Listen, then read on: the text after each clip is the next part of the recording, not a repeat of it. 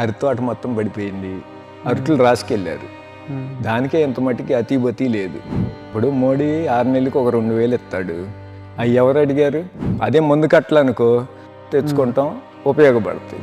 ఏమీ లేదు. నా తర్వాత మా అబ్బాయి కానీ ఎవరు చేయరు, నాతోనే లాస్ట్. విత్తును సాకిన మట్టి పాటలు,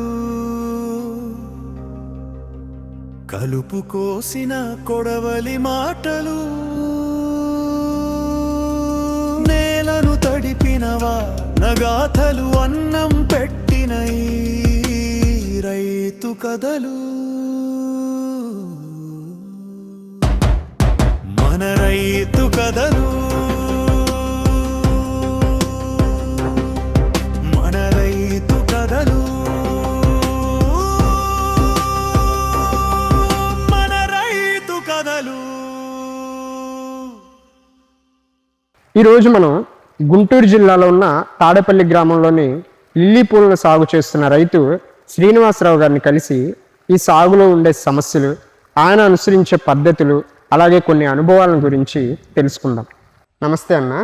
మీరు ఎన్ని సంవత్సరాల నుంచి లిల్లీ పూల తోటని సాగు చేస్తూ ఉన్నారన్న? 10 సంవత్సరాల పైనుంచి.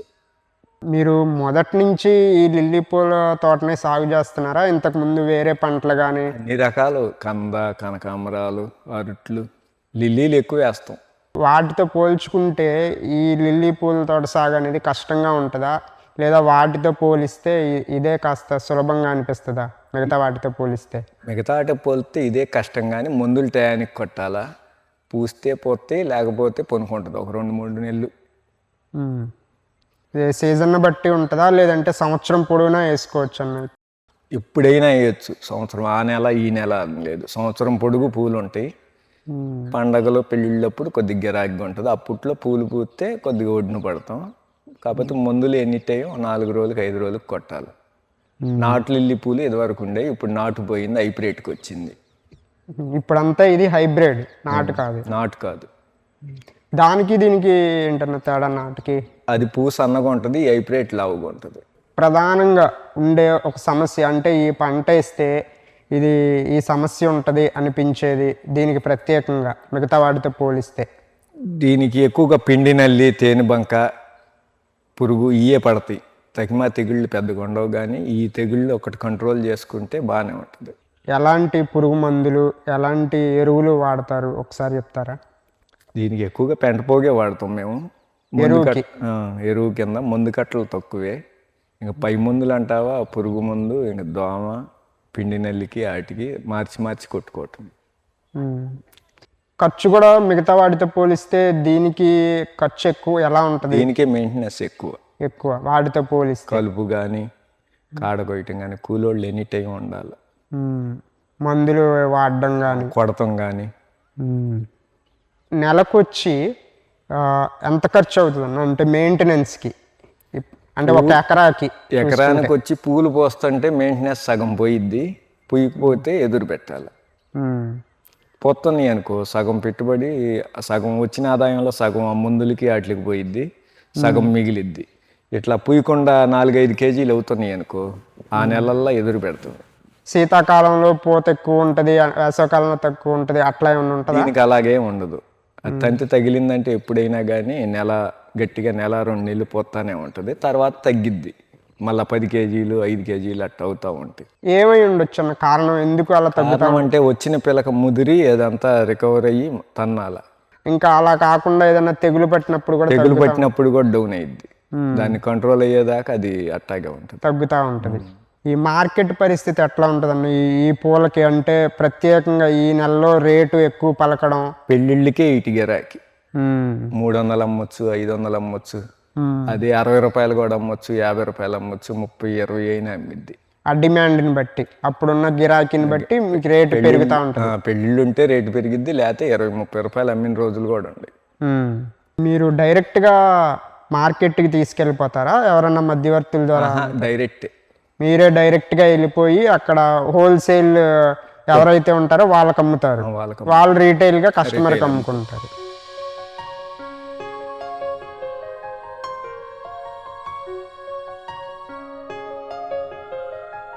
ఇట్లా వరదలు వచ్చినప్పుడు, తుఫాన్లు వచ్చినప్పుడు, తెగులు వచ్చినప్పుడు వీటి నుంచి కోలుకోవడానికి మీరు అప్పులు చేయడం, ఇంకా లేదా ఏదో ఒకటి తాకట్టు పెట్టి డబ్బులు తెచ్చుకొని దీన్ని నిలబెట్టుకోవడం ఇట్లాంటివన్నీ చేస్తూ ఉంటారు.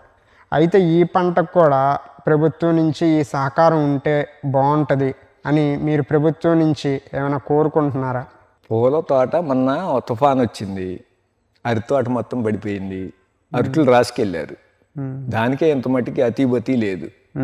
ఇంక దీనికేమిస్తుంది గవర్నమెంట్? రాసుకెళ్తాంలో నెంబర్ 1 ముందెత్తుని రాసుకెళ్తారు. వరద వచ్చిన తుఫాన్ వచ్చిన 24 గంటల్లో కారాడతారు, ఎక్కడ పడింది అంటారు, ఒక ఫోటో తీస్తారు, వాళ్ళు దిగుతారు, రాసుకొని వెళ్ళిపోతారు ఇమ్మీడియట్లీ.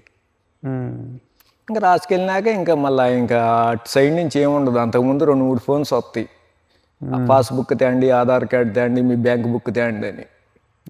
తర్వాత నుంచి ఏముండదు ఒక 6 నెలల దాకా. ఒక్కో గవర్నమెంట్లో ఉండగా ముందేస్తున్నా ఒక 6 నెలలకో 3 నెలలకో అకౌంట్లో వేస్తారు. ఒక్కో గవర్నమెంట్లో ఉంటే ఇంకెప్పుడుకో సంవత్సరానికి వస్తాయి, లేకపోతే లేదు. అది కూడా నమ్మకం ఉండదు. మనం తిరగలేం పొద్దాకు పనులు మానుకొని వాళ్ళ చుట్టూ. ఇక వస్తే వచ్చిన మనం ఇచ్చొస్తాం మన ధర్మంగా. మనం Aadhaar card, passbook, photo start, మన కౌలు రైతు కార్డు అన్నీ ఇచ్చొస్తాం, సంతకాలు పెడతాం, అంతా అయిపోయింది. ఇంకా వాళ్ళు వేస్తే వేస్తారు, ఎప్పుడుకో లేతే లేదు.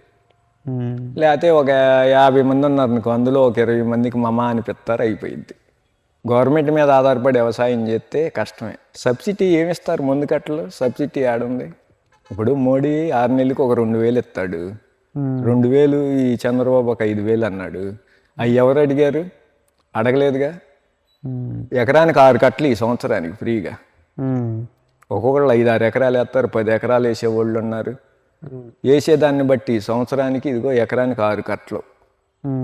ఆ డబ్బులు ఇచ్చినా ఉపయోగపడవుగా. 6 కట్టలు ఇచ్చావు అనుకో సంవత్సరానికి, ఎకరానికి సగం 6 నెలలన్నా నెట్టుకెళ్ళిపోయింది. అదే కంద చేను ఉందనుకో, 2 కోటాలు, ఒక కోట 6 కట్టలు ఇచ్చాడు అనుకో, అయిపోయిద్ది. 2వ కోట మన డబ్బులతో మనం వేసుకుంటాం. కనీసం ఆ విధంగా అన్న సహకరిస్తే ఉపయోగపడిద్ది. 2,000 5,000 వేసినా కానీ ఈ అనవసరం. ఇప్పుడు ఇక్కడ చూస్తున్నా మొత్తం ఇంతకు ముందు అన్ని పొలాలు కనపడాయి, ఇప్పుడు చుట్టూ రియల్ ఎస్టేట్, బిల్డింగ్లు, అపార్ట్మెంట్ మొత్తం వచ్చేసినాయి కదా. ఇంకో 10 ఏళ్ళుకుంటే ఇంకా జరుపుకుంటానే వస్తాయి. ఇవి కూడా లేకుండా ఉండవు. ఇంకేటన్నా ఇంకా మైలువరమో లేకపోతే ఇటు పత్తిపాడు అటు దూరంగా వెళ్తే మళ్ళా 50 కిలోమీటర్ల సరౌండ్.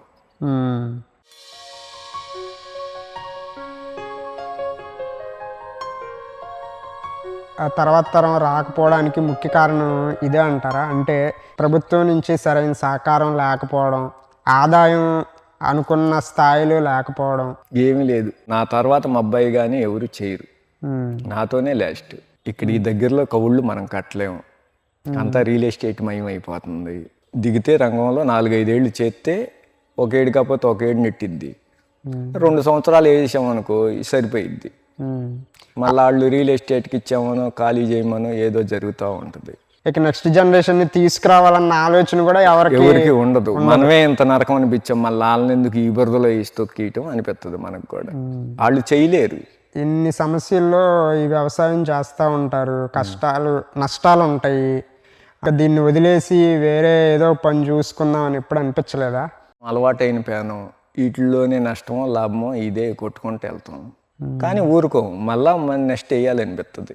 రైతు దగ్గర నుంచి ముందు దళారీల చేతిలోకి వెళ్ళిపోయిద్ది. వాళ్ళు పైన మొప్పడితే ఏముంది 1300కైనా కొనేస్తారు. ఇంట్లో దాయిలేడుగా. ఒక 100 బత్తా ఉందనుకో, ఒడ్డు దాయిలేడుగా అమ్మేస్తాడు. ఒక 100 తక్కువైన స్పాట్లు. మందులు కొట్టోళ్ళు ఎదురు చూస్తారు, వాళ్ళందరికీ డబ్బులు ఎదురు చూస్తారు, చేను కవులు కట్టాలి వాళ్ళు ఎదురు చూస్తారు, అందరు ఎదురు చూస్తామే.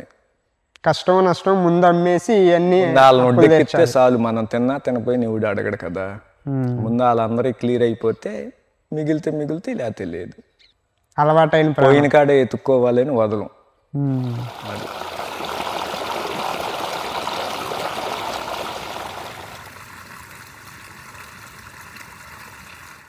ఉయ్యాల వేడుక కావచ్చు, అంతిమయాత్ర కావచ్చు, దేవుడి పూజ కావచ్చు, అలంకరణల విషయమైనా కావచ్చు, వేడుక ఏదైనా ఈ పూల పాత్ర ఎంత ముఖ్యమైనది అనే విషయం గురించి మనం ప్రత్యేకంగా మాట్లాడుకోవాల్సిన అవసరం లేదు.